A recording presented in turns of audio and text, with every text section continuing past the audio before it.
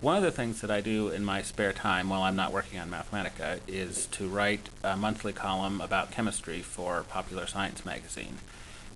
For the June 2007 issue, I was working on an article about spinthariscopes.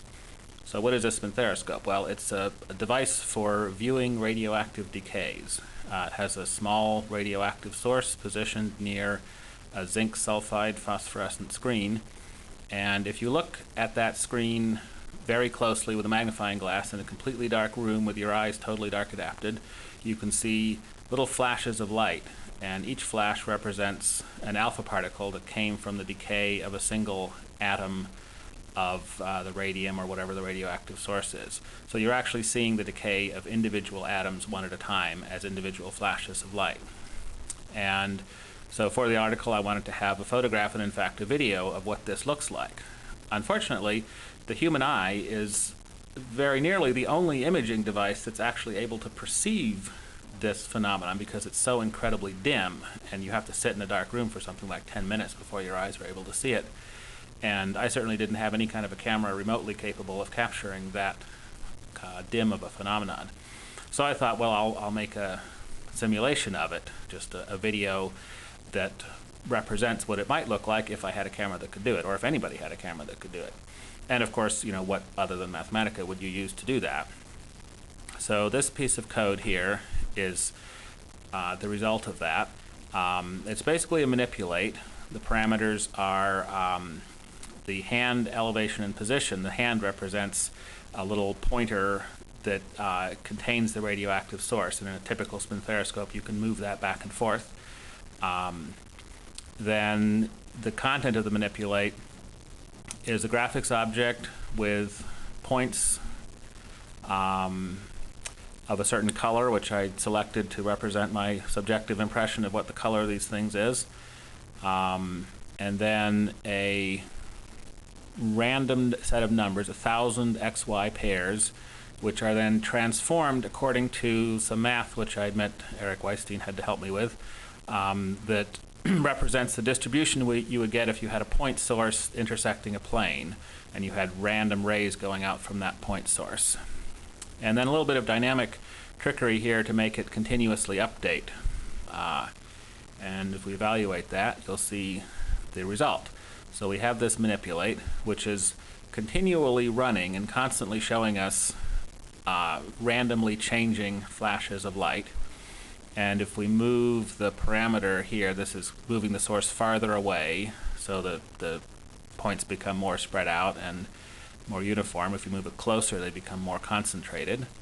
And we can also move the hand around to represent what it looks like. And this took a little bit of tweaking of the parameters to get it to roughly correspond to my subjective impression of what the thing looks like when you're actually looking at it. And I think this is a pretty close, subjectively speaking, pretty close approximation.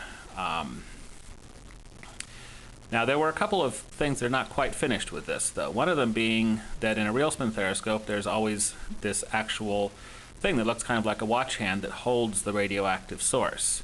And I wanted to have that represented in the animation as well. So this is a slightly more complicated version of it, where we have these coordinates that represent the watch hand. The points here are actually one half of the watch hand, and then it's mirrored to produce the other half. And then a little bit of extra stuff to make it look like it's slightly out of focus because it's above the level of the screen, and we're looking at it with a magnifying glass, it'll always be a little bit out of focus. So here we have, this is actually the final version, which is on Popular Science's website, and which we used to get the photograph. And here you can actually see the hand moving, and it gets fuzzier when you move it farther away, and various things like that.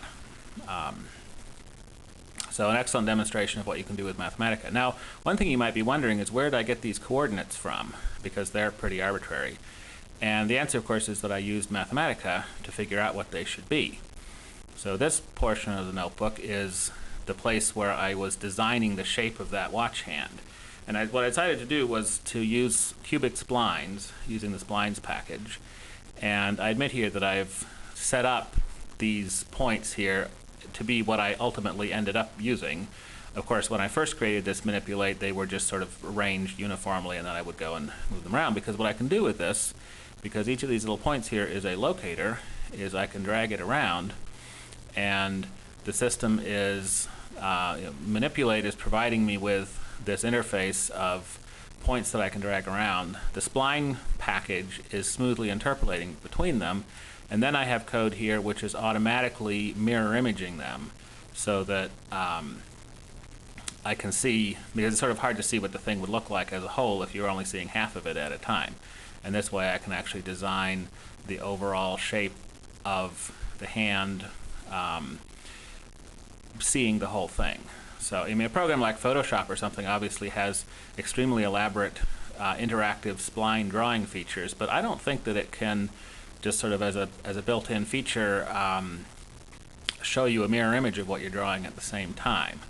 And if you wanted to add that to Photoshop, it would probably be fairly complicated. In Mathematica, it's relatively straightforward to make this particular specialized little bit of drawing environment specifically tuned to the task of making a watch hand that might be appropriate for a Spinthariscope simulation.